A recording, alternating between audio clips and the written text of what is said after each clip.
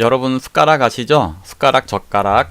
자, 지금 전 세계적으로 숟가락, 젓가락을 사용하고 있는 나라가 몇 안 된다 그래요. 중국, 그리고 일본, 그리고 우리나라가 대표적이라고 하는데, 뭐 베트남이라든지 이런 데서도 젓가락은 사용하죠. 자, 이 숟가락, 젓가락을 최초로 만든 나라는 어느 나라일까요? 자, 이 숟가락, 젓가락.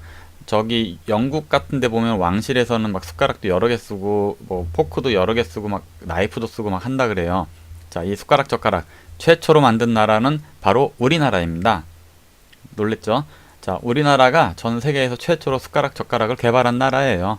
자, 우리나라에서 이 개발한 숟가락 젓가락 지금 보면은 이 숟가락하고 젓가락을 둘 다 사용하고 있는 나라는 전 세계에서 우리나라라고 그러네요. 자, 일본 같은 경우도 이렇게 보면 영화 같은 거 보면 밥을 젓가락으로 떠먹죠. 그리고 중국도 거의 젓가락을 사용한다고 해요. 숟가락은 거의 사용을 안 한다고 하네요. 그런데 우리나라는 숟가락을 지금도 다 사용을 하고 있죠. 자, 여러분들 아마 기억날 거예요. 예전에 노래 뭐 젓가락질 잘해야 잘 사나요 뭐 이런 노래도 있었죠. 자, 근데 우리나라에서는 이 젓가락 사용법을 아주 기본으로 교육의 밥상머리 교육이라 그러죠.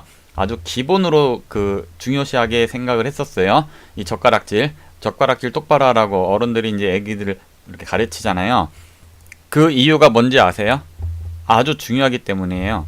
이 숟가락, 젓가락질 아주 잘하게 되면 그냥 밥만 잘 먹는 게 아니에요. 머리가 좋아져요, 머리가. 그리고 솜씨라 그러죠. 손의 기술이 좋아져요. 여러분들 혹시 예전에 황우석 사태 들어보셨나요? 전 세계적으로 아주 큰 이슈가 됐었죠. 이제 뭐 안타깝게 이제 끝나긴 했지만 그때 우리나라가 전 세계적으로 가장 체세포 복제 기술이었나요? 유전자 복제하는 기술이 가장 앞서 있었거든요.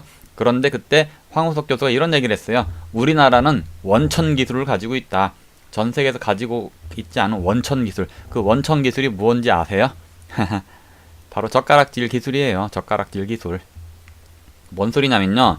체세포 복제를 하기 위해서는 로봇 손 같은 걸로 이제 원래 난자가 굉장히 작겠죠. 그거를 현미경 같은 걸로 확대를 해가지고 아주 얇은 주사 바늘로 거기에다가 이제 핵 같은 걸 주입을 해야 돼요. 그런데 손이 눈에 안 보이니까 그리고 이제 손으로 만질 수 있는 게 아니잖아요. 그래서 로봇 손 같은 걸로 아주 정밀하게 그거를 만져가지고서 이렇게 주입을 해야 되거든요. 그런데 손기술이 다른 나라에는 없어요. 우리나라 사람만 할 수 있는 거예요. 왜? 우리나라 사람이 손기술이 제일 좋으니까. 이런 거로 비유를 해보면 돼요. 자, 젓가락으로 우리나라는 쇠젓가락으로 쬐그만 콩을 집을 수가 있죠. 자, 전 세계 사람들한테 쇠젓가락 주고서 콩을 집으라 그러면 집을 수 있는 나라는 없거든요. 우리나라가 유일해요. 왜 그럴까요? 우리나라는 젓가락질을 어렸을 때부터 교육을 시켰기 때문에 그래요. 왜 시켰을까요? 그것이 중요하다는 걸 알았기 때문에 그래요. 우리나라에서는 예전에 이제 곤지곤지 잼잼이라고 혹시 아세요? 애기들한테 태어나면 곤지곤지 잼잼이라고 하는 놀이를 가르쳤어요. 다 이유가 있는 것입니다. 그건 나중에 한번 설명하겠고요.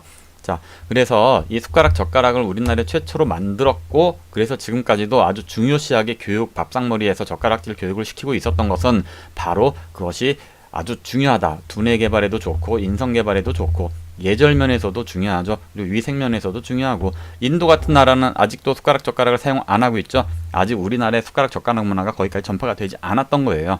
그냥 문화 차이가 아니라 어떤 문화의 수준 차이라고 할 수 있는 거예요. 물론 뭐 그것이 좋아서 그렇게 유지를 하고 있을 수는 있겠지만 사실은 우리나라도 숟가락이 나오기 전에는 손으로 먹었거든요. 그래서 젓가락질이 힘들다고 어렵다고 아이들한테 포크를 쥐어주고 요즘 그런 경우 가끔 있잖아요. 왜? 영국이라든지 미국 같은 선진국 같은 나라에서 포크를 사용을 하고 하니까 그게 더 좋아 보여가지고 따라가려고 하는 게 있는데 그거는 매우 잘못된 생각입니다. 왜 미국에서 포크를 쓰냐면 우리나라에서 숟가락이 건너갔고 젓가락이 건너갔어요. 그런데 젓가락질이 너무 어려워. 그래서 그 사람들은 젓가락질의 중요성을 모르기 때문에 젓가락보다 좀 쉬운 걸로 하자. 포크를 사용하게 됐던 거예요. 포크도 우리나라에서 넘어간 거예요. 우리나라에 삼지창이라고 옛날에 있었거든요. 근데 그거를 작게 그냥 젓가락으로 찍어 먹다가 하나로 찍는 게 힘들잖아요. 그래 2개로 찍다가 이제 3개로 해서 4개 뭐 이렇게 해서 찍는 날을 여러 개 만든 게 이제 삼지창, 사지창처럼 생겨가지고 만든 게 포크거든요. 자, 그래서 유럽에서는 젓가락질이 힘들기 때문에 그냥 포기를 해버리고 포크를 사용을 했기 때문에 손기술이 우리나라보다 떨어지는 거예요. 그러니까는 어렵다고 아이들한테 포크 쥐어주고서 젓가락질 잘해야 뭐 잘 사나 이런 헛소리는 안 하셨으면 해요. 자, 그리고 유럽 왕실에서는 우리나라에서 이제 숟가락 젓가락 갔는데 그것이 굉장히 선진 문물이었을 거 아닙니까? 과거에는.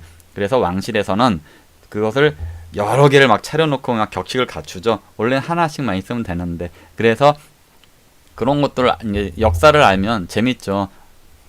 그리고 또 이 숟가락 젓가락이 중국에서 개발됐다라고 이렇게 이제 잘못 알고 계시는 분들이 많아요. 그런데 과거에는 그 중국 땅이 다 우리나라 땅이었어요. 자, 우리 문자가 지금 한자를 중국 문자로 알고 계시는 분들 많잖아요. 그 중국 문자가 아니에요. 자, 우리나라 사람들은 모든 한자를 한 음절로 전부 다 발음을 할 수가 있습니다. 근데 중국인들은 한자를 한 음절로 전부 다 발음을 못해요. 자, 그러면 이 한자는 어느 나라 사람이 만들었습니까?